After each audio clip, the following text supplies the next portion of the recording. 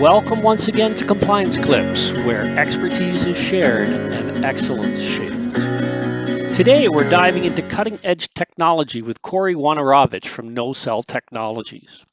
NoCell is a revolutionary app that has been shown to reduce driver interactions with their phones by an impressive 80%.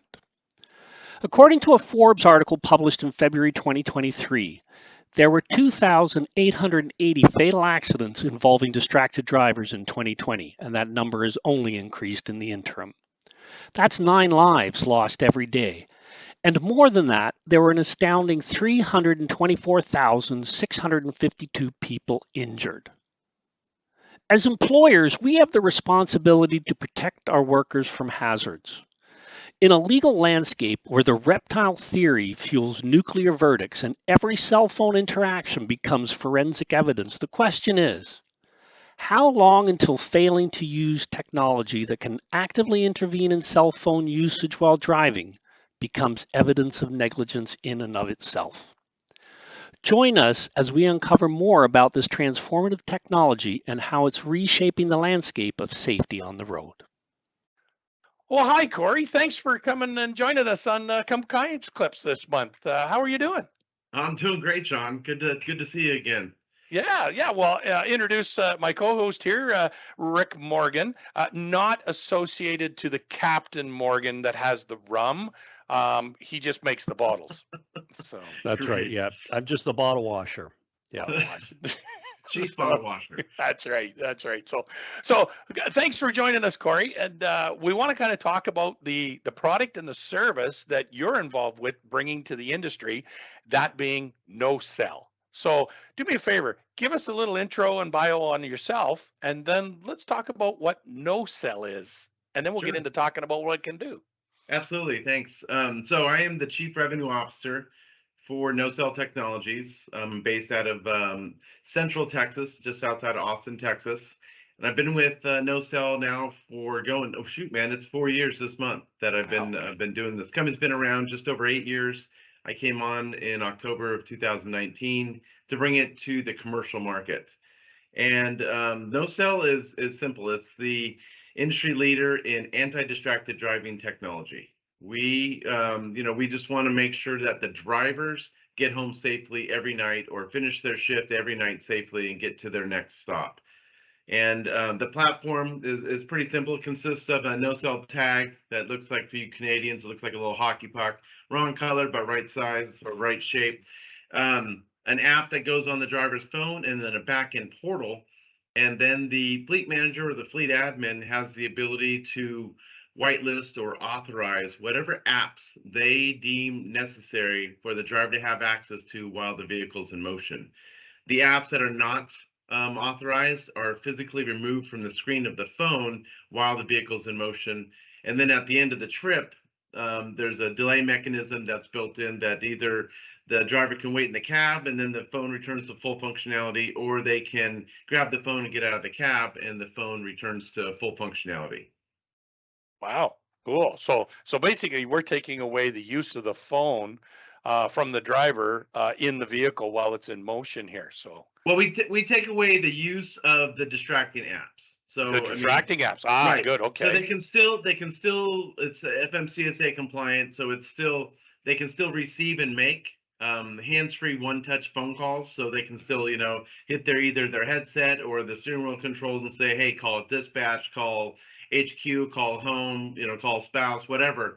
But they just can't text. They can't make TikTok videos while they're driving the Trans-Canadian Highway. They can't.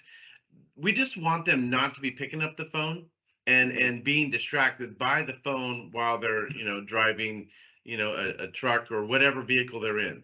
Right. So with that said, then we're not shutting down the phone. We're shutting down various apps on the phone. So how do we control what apps can or cannot, or does it just shut down all apps? No, so in the back end portal, there's an aggregate list of apps that's created when you load up the phones into the portal, and you authorize the ones you want them to have access to. So maybe they need a navigation app, Google Maps or Apple Maps or something like that, and they need their ELD and maybe a Samsara camera or motive camera or something like that.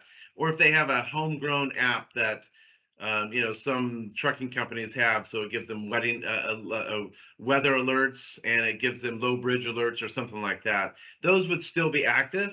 You just wouldn't authorize Facebook Messenger and TikTok and Netflix and whatever gambling app or whatever they have on their phone, because we don't want them to be distracted by this. The highest this device is so addictive that every time they hear a buzz, beep, or ding, there's a dopamine effect that goes off in your brain, right? And you have to see, who sent me that message, who liked my post, and all that other stuff.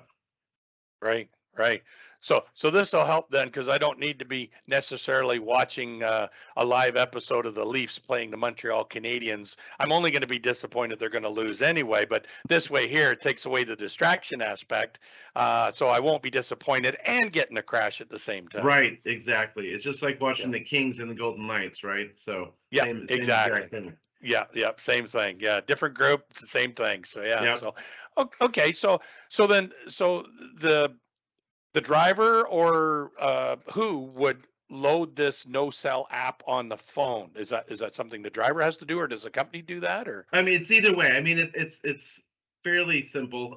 For an Android phone, we would text out the SMS text, and they would follow through, and it's I think 8 or 9 prompts that they have to walk through to allow the app to be on the phone. And then for an Apple, iOS device, it's a little bit more involved because Apple's so much fun to work with. But I mean, so we can either walk them through it or walk the fleet admin through it, and then they would walk their fleet through it. But okay. it's fairly, it's more involved than downloading, Angry Birds, but it's it's a life-saving tool. So Sure, it sure. should take a little bit more work. And then the tag is simple. It's just a peel and stick. It's a 3M adhesive, industrial adhesive that goes on the driver's side of the A pillar on the truck. So we want it on the driver's side for future revisions. Sure. So what is the purpose of the tag? What is the tag doing for us in the vehicle? Great question. So the tag, number one, it identifies the truck or the vehicle, right? And number two, it communicates with the phone. So as soon as the very first time and the only time that the driver has any interaction with it is they have to tap on the NoCell app of the phone to create the communication path between the tag and the phone. So after that, it's, as soon as the driver gets in a vehicle that has the combination of the app and the tag, it automatically pairs up. And then when the vehicle achieves the speed threshold that the fleet manager sets up in the portal, the phone goes into policy, and those apps that are not authorized are removed from the phone. Okay. So now, is this when I'm pairing it up with the tag? Is it just to that tag? So if I get transferred to another vehicle or anything like that, I got to do it again? No, it's a many-to-many solution as well. So as soon as you create the pathway between the app on the phone and the NoCell tag, Okay. anytime they get in any vehicle of that fleet that has the NoCell tag, it would automatically recognize that communication pathway, and it would go into policy. Okay. And then I remember you mentioning earlier on that when you are done your trip, or park the truck and whatnot, once it comes out of movement mode, I guess you could say, or whatever, Right? then I would have full accessible to all the apps Yep. on the phone again. The phone returns to full accessibility. It's full functionality, right? So we have a built-in delay mechanism in the portal that anywhere from 5 seconds to 3 minutes. So if we just don't want drivers picking up the phone when they come to a stop sign or a red light or stop and go traffic, right? So that's what we're trying to avoid. So if they're done with their trip, they sit in their truck for whatever the delay time is, like 5 seconds, 3 minutes, 30 seconds, whatever it's set up. So after that delay time's exhausted, then the phone returns to full functionality. Or if they pick up the phone and get out of the truck, the phone automatically turns back to full functionality. Okay, getting away from the zone of where that tag is reaching. So yeah, okay. we call that the driver envelope. So it's the signal inside the cab. Okay, cool. Cool. So, something comes to mind. What if I'm that ornery driver that just doesn't like having myself, I'm constricted to what I can do with my phone in my truck while I'm going down the road. What if I decide I'm just going to delete the app? I'll fix you. I'll just delete the app off the phone and now you can't touch me. So we actually have the ability, we drop a pin on the map so you can see where they deleted if they delete the app or if they turn off Bluetooth, there's a pin that's dropped on the map and it automatically turns back on. So the Bluetooth is turned back on and the app is reestablished on the phone. Oh, really? So there's really no way of undressing this situation. It's a cat and mouse game. It always Yeah. is and it always will be. So yes, at this point in time, we have, plugged all the holes Right. so that they cannot circumvent the system. I'm sure that they're going to come up with some other way and we'll have to, figure that one out as well. But right now, if they turn off Bluetooth, kill the app, if they take the tag and chuck it out the window somehow, we have an inactivity alert that we can let the fleet manager know. If they pick up the phone, we have a phone handling alert. Right. And it drops the pins on the map. So we know exactly where the driver was when they handled the phone. And then the last one is if they have another device, say they pick up a rogue phone at Canadian Tire or whatever, we can alert the fleet manager that there's multiple devices or a rogue device in the vehicle. Oh, really? Oh, wow. Okay, cool. Now, would that also go for like maybe say if I had a tablet or a computer, does that affect as well or anything or? So any device that's in the vehicle that has a Bluetooth signal would register. The algorithm would I think what it does is it finds common multiple devices and it would just alert you like, hey, there's these things are in your cab as well. Right. If the company only has one cell phone, right, and then they find out that there's multiple devices, then they found something, right? But if they know that they've got a tablet that has an ELD and they've got something else that's in the cab as well, then they would expect that. Right. Okay, cool. So I if you were running a tablet, I know a lot of companies do, they'll run a tablet with the ELD on it to take that approach away from putting it on the driver's phone. Would you also register that device with the tag? We can supervise up to 3 devices per tag. Okay. So if they have a company phone, personal phone, and a tablet, we can put the app on all 3 of those, and you can supervise all 3 of those. Oh, perfect. Okay, cool. Oh, that's interesting. So, all right. So I know you and I have talked before about some of the different things, and probably one of the ones that really intrigued me was this whole approach.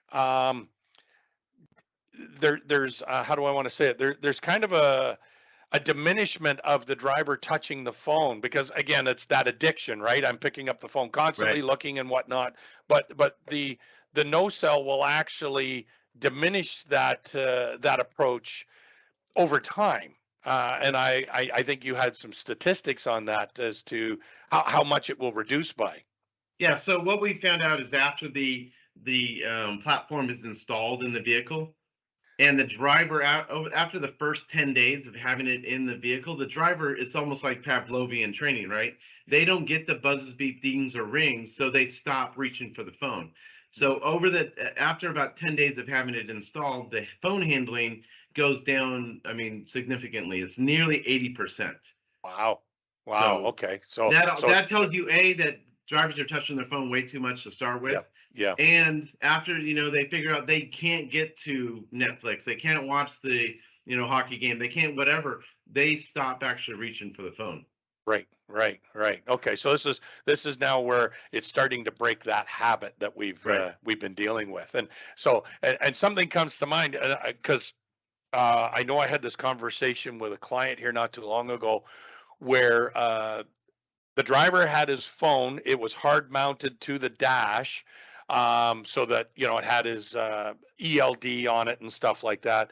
But interesting enough, they found out later that the driver was actually turning the phone portrait mode and watching videos, but you couldn't see it through the inward facing dash cam because it's mounted. It's hard mounted. The guy's quite happy to it. He's not touching it, but he's watching these videos or movies going down the road. And it just looks like he's glancing at his dash when really he's spending a lot of time looking at what's going on at his dash.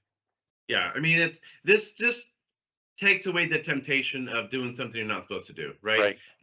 These drivers are the professional drivers. They're some of the best drivers in the entire world, Yeah. right? We just want to keep them from making a mistake, a Yeah. lapse in judgment for a second or two that ends up being, a horrific accident crash Right. where it changes people's lives forever, right? Oh, big I time. mean, that phone buzzes and you just automatically grab for it or Yeah. need to touch it. And this sounds like a great solution on how to address it.